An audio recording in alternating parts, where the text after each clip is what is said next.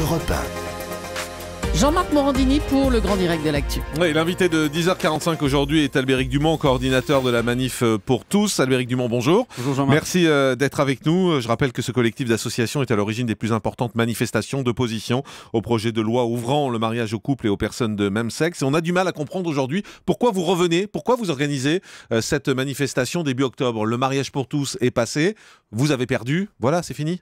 Écoutez, moi, contrairement à vous, je pense que nous avons gagné puisque c'est un combat de longue haleine que nous menons. Nous avons lutté contre le mariage pour tous, qui est le mariage et l'adoption par les couples de même sexe. Il est tout à fait logique que nous continuions le combat aujourd'hui en luttant contre les conséquences de ce texte, qui sont la procréation médicalement assistée, les mères porteuses et la théorie du genre. Mais vous voulez l'abrogation du mariage pour tous ? Oui, tout à fait. Nous pensons que ce texte va avoir des conséquences. Mais vous êtes les seuls, hein. Personne ne veut. Du côté des politiques, personne ne veut. Hein. Même Nicolas Sarkozy, visiblement, a dit qu'il ne reviendrait pas là-dessus. Écoutez, visiblement, il y a eu un démenti de ce qu'il a dit. Nous, on rencontre des politiques et nous, notre travail aussi, c'est de leur demander cette abrogation. Moi, aujourd'hui, j'en ai rencontré plusieurs qui se sont déjà prononcés en faveur de l'abrogation et qui le mettront certainement dans leur programme. Voilà, aujourd'hui. Mais c'est pas un combat dépassé aujourd'hui de revenir là-dessus. Voilà, c'est bon, c'est voté, c'est pas grave. Oui, mais... On voit bien qu'il n'y a pas de conséquences dans notre société. Mais écoutez, moi je trouve qu'il y a des conséquences dans notre société, puis c'est pas la première fois. Eh bien, par exemple, quand vous avez aujourd'hui un contournement de la loi et de l'adoption avec la procréation médicalement assistée, et les bébés talistes, ces femmes qui vont se faire inséminer à l'étranger, qui reviennent en France avec l'enfant et que les tribunaux... C'est à l'étranger ça. Oui, mais quand elles reviennent en France, les tribunaux français accordent l'adoption plénière aux deux compagnes. Aujourd'hui, on crée délibérément des enfants sans père. Et aujourd'hui, voilà, on pense, nous, que le mieux pour un enfant, c'est d'avoir le droit et d'être élevé par un homme et une femme, si possible ses parents, et que voilà, on va créer du coup une discrimination vers les enfants, et c'est ça contre quoi nous luttons aujourd'hui. Vous êtes homophobe ? Ah, moi, pas du tout. Est-ce que j'en ai une tête d'homophobe ? Je sais pas, il n'y a pas de tête à ça. Non, mais vous savez, je pense que si c'était le cas, les gens s'en seraient rendus compte, ça fait quand même 2 ans qu'on est dans la rue. Quand on a vu les manifs, on s'en a un peu rendu compte. Bah écoutez, c'est vous qui l'avez dit. Non, mais... parce qu'il y a eu des dérapages, vous le savez bien. Il y a eu des propos très durs qui ont été tenus au cours de ces manifs, pas par les dirigeants, mais par les gens qui étaient autour. Même Brigitte Bardot aujourd'hui dit que ça a ouvert une porte et, effectivement à une certaine homophobie. Donc voilà, on peut pas dire que je dis pas que vous l'êtes, mais on peut pas dire que ça n'a pas existé. Non, mais écoutez, je pense qu'on ne peut pas forcément être responsable de l'homophobie qui existe en France, parce qu'il existe une certaine homophobie. On peut l'attiser. Oui, mais qui a ouvert le débat ? C'est pas nous, c'est le gouvernement. Moi, j'étais un simple étudiant, je le suis toujours. Qui a manifesté ? Nous avons manifesté, mais à l'appel de qui ? Du gouvernement. Et puis, s'il y avait eu des dérapages de la Manif pour tous, de ses porte-paroles, de sa communication, je pense qu'on le saurait, l'association aurait été attaquée. Aujourd'hui, on n'a jamais été condamné pour le moindre dérapage. Voilà, si ça avait été le cas, je pense que beaucoup d'associations seraient fait un malin plaisir de nous attaquer.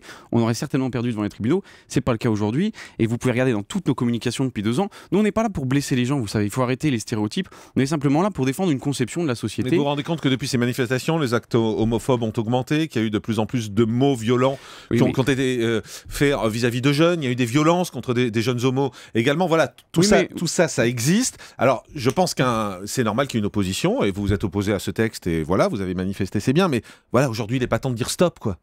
Mais il est temps de dire stop justement à ces dérives idéologiques du gouvernement. Parce que, attendez, on a aboli l'esclavage. Aujourd'hui, nous demandons l'abolition universelle des mères porteuses.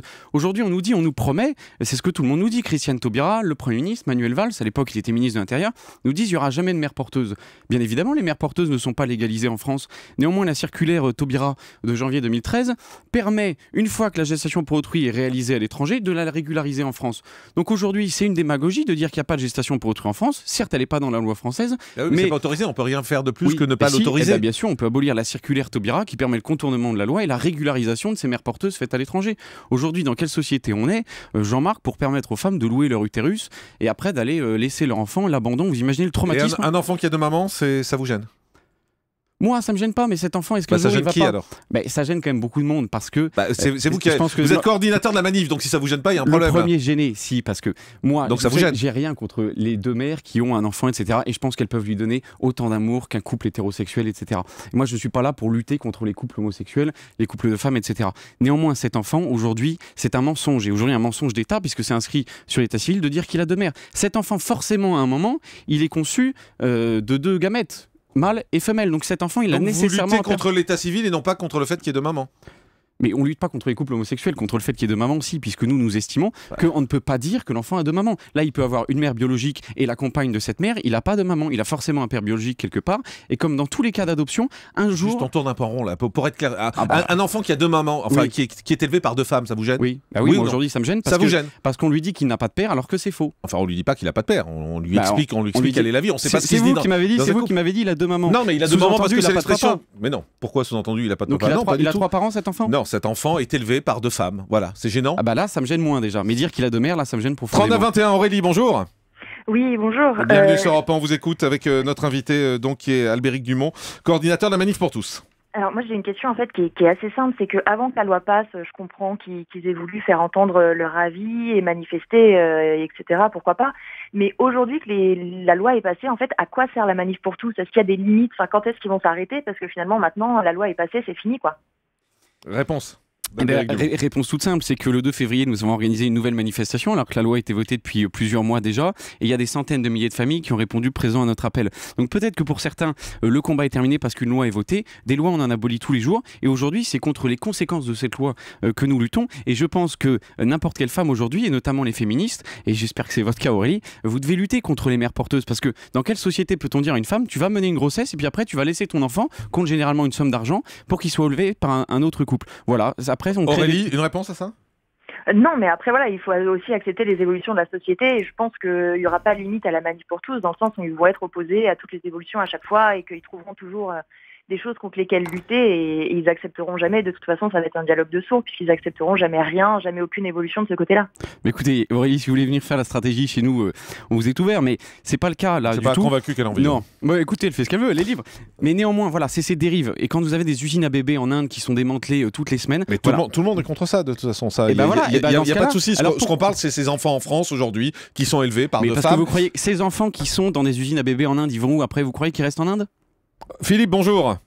Oui, bonjour. Bienvenue sur Europe 1. Allez-y. Merci beaucoup. Je voulais intervenir parce que votre interlocuteur fait quand même un amalgame entre le mariage pour tous, la procréation médicalement assistée, qui n'a rien à voir parce qu'il y a aujourd'hui des mamans célibataires qui n'ont pas de conjoint, qui vont en Belgique et qui reviennent et qui font adopter leur enfant parce que, enfin, elles l'adoptent pas, elles le déclarent né comme ceci.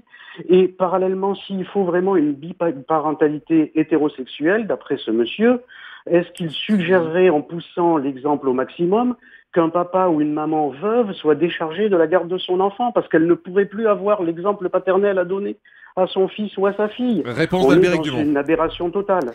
Voilà, non, je pense que monsieur, peut-être que je me suis mal exprimé, dans ce cas-là, je vous prie de m'en excuser, mais voilà, il faut pas rentrer dans les amalgames non plus. Aujourd'hui, on n'a jamais dit qu'on voulait... C'est ce que vous faites, excusez-moi. Écoutez, c'est ce que vous dites, moi, c'est pas ce que je prétends faire, mais oui. Vous dites que aujourd'hui on veut, le coup des parents, des mères qui sont veuves ou des enfants qui sont orphelins, est-ce que justement c'est pas un traumatisme? Je pense que tout enfant qui perd un parent, tout enfant qui perd un parent, c'est un accident de la vie. Alors pourquoi est-ce que, de par la loi, ou de par le contournement de la loi, on va permettre de créer ces accidents de la vie? Philippe vous dit on lui donne deux parents là.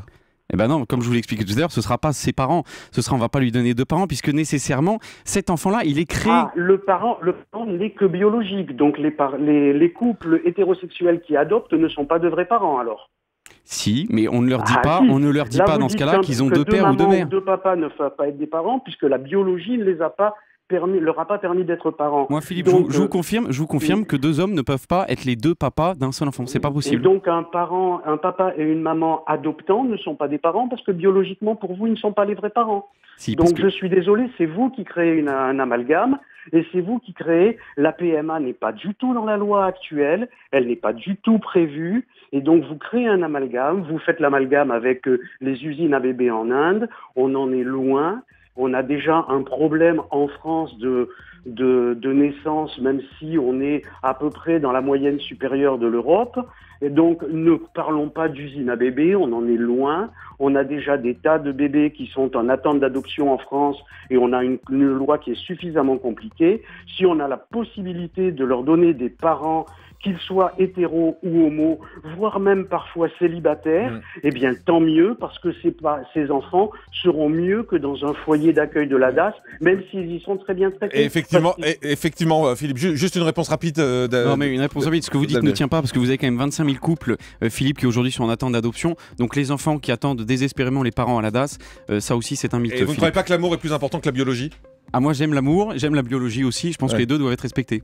Oui, mais l'amour c'est peut-être plus important pour un enfant que la biologie. Oui, mais la vérité aussi, aujourd'hui on ne peut pas nier à un enfant la vérité et le traçage de ses origines. On peut l'aimer et lui dire la vérité. Merci beaucoup Albéric Dumont.